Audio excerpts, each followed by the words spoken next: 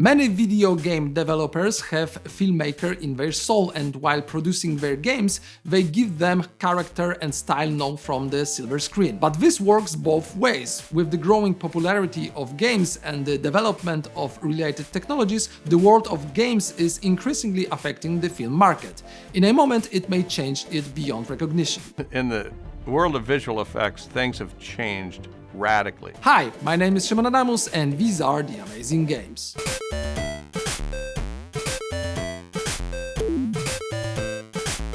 It's impossible not to notice that some game developers dream of making movies.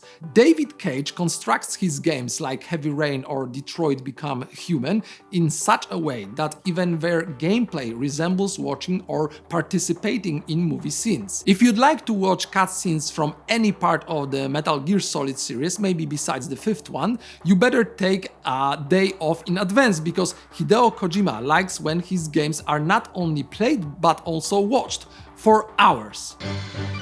Snake, are you okay? Snake? Snake!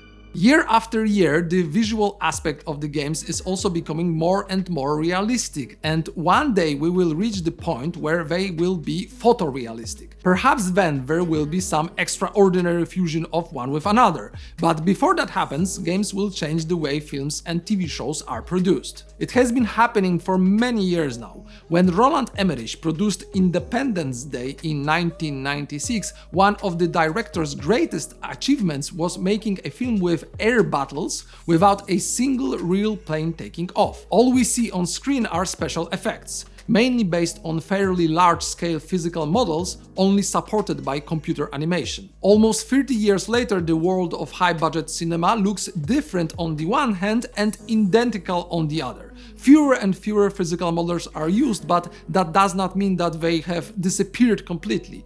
They have been simply replaced by digital ones. The Russian visual effects studio Main Road Post did not use real planes either when working on special effects for the movie Attraction. This time, however, the models were made of pixels, not plastic.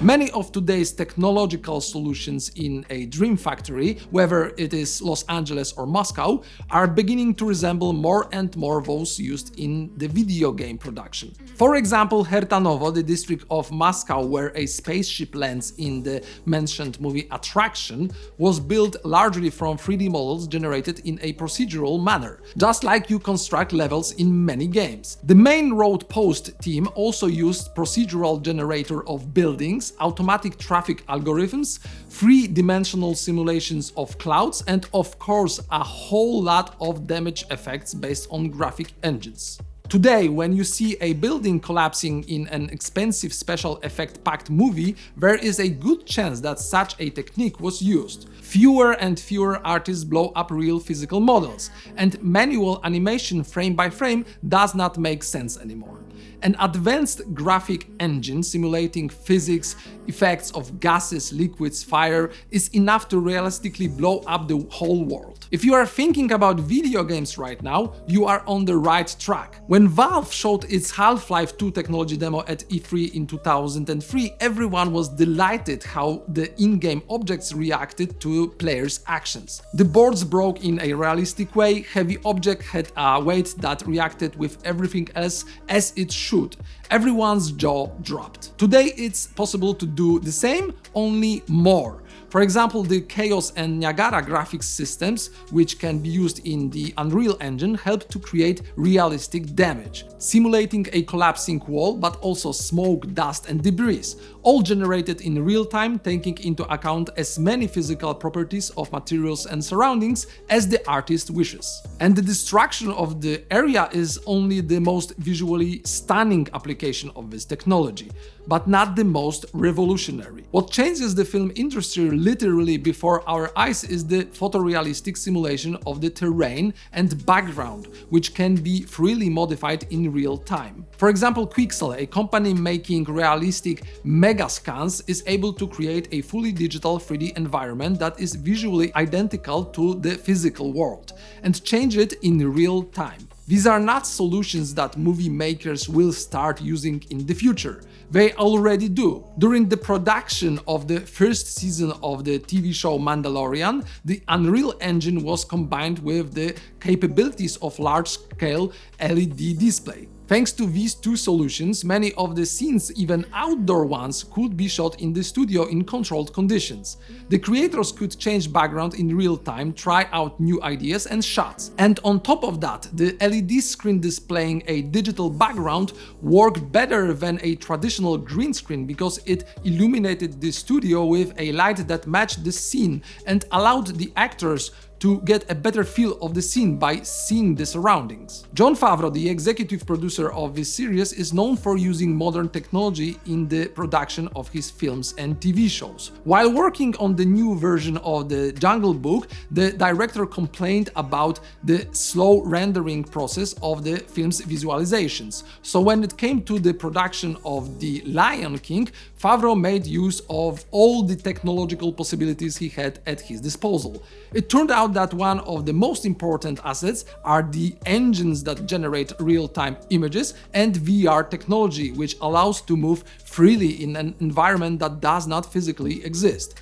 For the latter, exactly the same helmets and VR controllers that hundreds of thousands of players around the world have in their homes were used. We built a video game, the purpose of which is to make a movie. From a creative point of view, such solutions give more possibilities, but they are also a huge savings, and the film industry loves that. Kim Libreri, a VFX specialist who has worked on films such as The Matrix, War of the Worlds and Star Wars Force Awakens, and is currently the director of technology at Epic Games, commented on film production using modern graphic engines. Fewer things will need to be worked out on set and in post-production, and there will be less need for travel and expensive location shots. Once people experience this new way of working, they will find that it is much more efficient and cost-efficient. It is safe to say that virtual production is here to stay. Of course, Libreri works for a company that has a very specific interest in making this happen,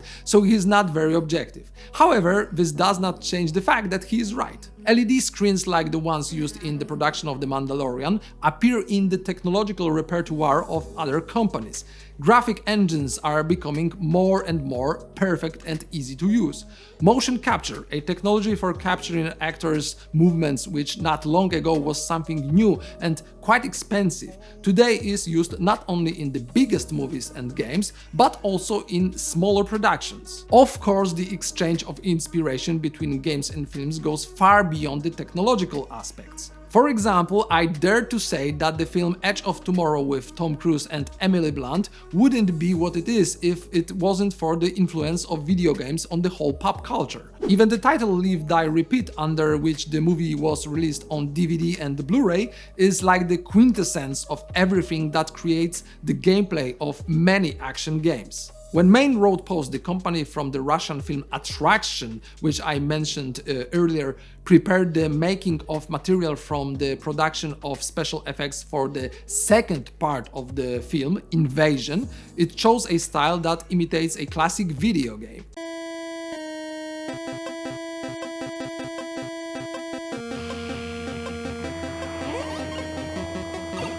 So it's not that only game developers such as David Cage or Hideo Kojima are inspired by the films. And it's also not just that the technological aspect is only moving from one medium to another. Both industries are getting closer to each other every year, in the terms of technology, style, business, but also aspirations. Nobody wants to make a bad film and bad games. The creators usually approach their work with ambitions to create something special. This strange emerging partnership between the film and game industry has been growing for several decades now, and has finally matured enough to help achieve this goal. The best summary of this topic are the words of Richard Beneham, Oscar winner for special effects to James Cameron's Avatar. I find the best hires we can make are guys who come from gaming backgrounds, who are hungry to learn narratives. And those who have narratives to tell end up on gaming and find technology that allows them to express their intentions. We're all in the same industry. Thanks for visiting my channel. Let me know in the comments what do you think about the new methods of creating special effects in films, as well as the inspirations that game developers draw from cinema. Please leave a comment and let's get to know each other better. In the meantime, take care, you wonderful people. Bye. Enjoy your new robo-suppression autocannon.